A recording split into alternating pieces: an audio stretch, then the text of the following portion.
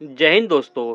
आज हम लोग सीखेंगे कि हम लोग हॉरिजॉन्टल लाइन की इक्वेशन कैसे फाइंड करते हैं। कोई लाइन अगर हॉरिजॉन्टल है उसका मतलब है कि वो लाइन हमारे एक्स एक्सिस के पैरेलल है। तो उस केस में हम लोग लाइन की इक्वेशन कैसे फाइंड करते हैं आज हम लोग वो सीखेंगे। हमारे पास ये लाइन है, ये लाइन एक्स एक्सिस के पैरेलल है, मतलब कि ये लाइन हमारी एक्स एक्सिस से ए डिस्टेंस पर है और सेम हमारी ये भी लाइन एक्स एक्सिस से ए डिस्टेंस पे है। लेकिन ये जो है ये पॉजिटिव साइड है वाई एक्सिस को मतलब कि इंटरसेक्ट कर रही है और ये वाली लाइन हमारी वाई एक्सिस को निगेटिव साइड पर इंटरसेक्ट कर रही है। इसलिए जो इस लाइन की इसकी इक्वेशन होगी y इक्वल टू ए, क्योंकि ये वाली दूरी होती है, ये होती है पॉजिटिव और एक्स एक्सिस से इसकी दूरी a है, इसलिए हमारी इस लाइन की इक्वेशन हो गई y इक्वल टू ए। और सेम हमारी जब ये वाली लाइन की इक्वेशन हो गई y इक्वल टू माइनस है, क्योंकि दूरी तो यहाँ पे एक्स एक्सिस से सेम ही है a, लेकिन ये जो दूरी है ये निगेटिव साइड है, इसलिए इसकी इक्वेशन बन जाती है y इक्वल टू माइनस है। कोई वर्टिकल लाइन है तो उस वर्टिकल लाइन की हम लोग इक्वेशन कैसे फाइंड करते हैं। हमारे पास कोई वर्टिकल लाइन है, वर्टिकल लाइन मतलब ये होता है कि लाइन हमारी जो है वो वाई एक्सिस के पैरेलल है, ठीक है, उसको हम लोग बोलते हैं कि वो लाइन हमारी वर्टिकल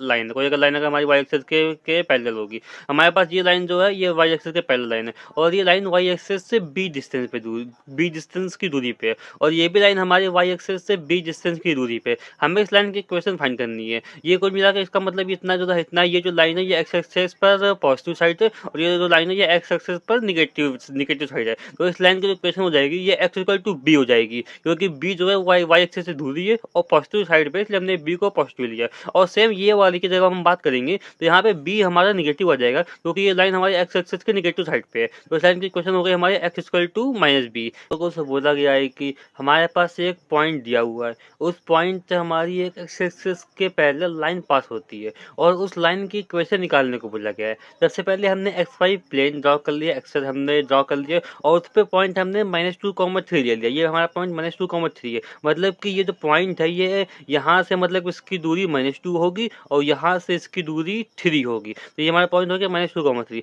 और इससे इससे हम लोग ने पास होते हुए एक लाइन ड्रॉ कर ली जो कि एक्स एक्सिस के पैरेलल है और हम लोग को इस लाइन की इक्वेशन फाइंड करनी है। तो जैसा कि मैंने आपको बताया था, कोई भी लाइन अगर एक्स एक्सिस के पैरेलल होती है तो उसकी इक्वेशन होती है y इक्वल टू और उसकी एक्स एक्सिस से जितनी दूरी है वो दूरी हम लोग ले लेते हैं विद साइन। तो यहाँ पे इसकी ये मतलब कि ये पॉजिटिव साइड है वाई एक्सिस पर, तो इसलिए इसकी और इसकी दूरी एक्स एक्सिस से 3 है, इसलिए हमारी इस लाइन की इक्वेशन हो गई y इक्वल टू 3।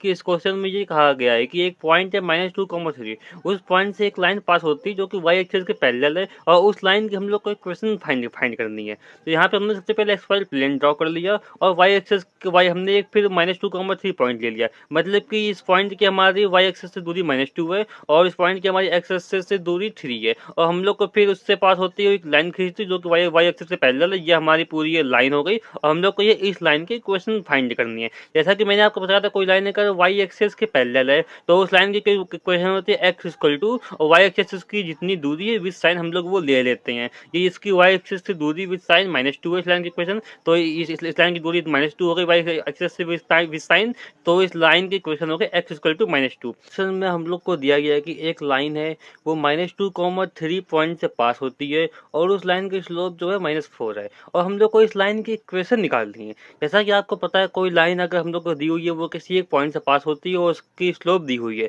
तो उस लाइन की इक्वेशन निकालने का फॉर्मूला होता है y minus y not equal to m bracket में x माइनस एक्स नॉट। हमारे यहाँ पे m इक्वल टू हो जाएगा -4, x नॉट वाई नॉट हमारा हो जाएगा -2,3, ठीक है। और इसकी हम लोग वैल्यू पुट कर देंगे m की और x नॉट की y नॉट की, और जब इसको हम लोग सॉल्व कर लेंगे तो हमारे पास आ जाएगा 4x plus y plus 5 equal to 0, जो कि हमारी रिक्वायर्ड लाइन की इक्वेशन हो गई। ये हमारा हो गया फाइनल आंसर। किसी लाइन की इक्वेशन क्या होती है 2 पॉइंट फॉर्म में। ये हमारे पास एक्स वाई प्लेन हो गया और ये हमारी लाइन है। इस लाइन पे हमारा पे एक पॉइंट हो गया P1 जिसके कोऑर्डिनेट x1, y1, दूसरा पॉइंट हो गया P2 जिसके कोऑर्डिनेट x2, y2 एंड तीसरा पॉइंट हो गया Px, y। यहाँ पे हमारे पॉइंट P1 और P2 है वो फिक्स पॉइंट है और P हमारा जो है आर्बिट्रेरी पॉइंट है। तो इस केस में लाइन और P1 P2 और P पॉइंट हमारे जो है वो कोलिनियर पॉइंट है, मतलब एक ही लाइन में हमेशा ये पॉइंट रहेंगे।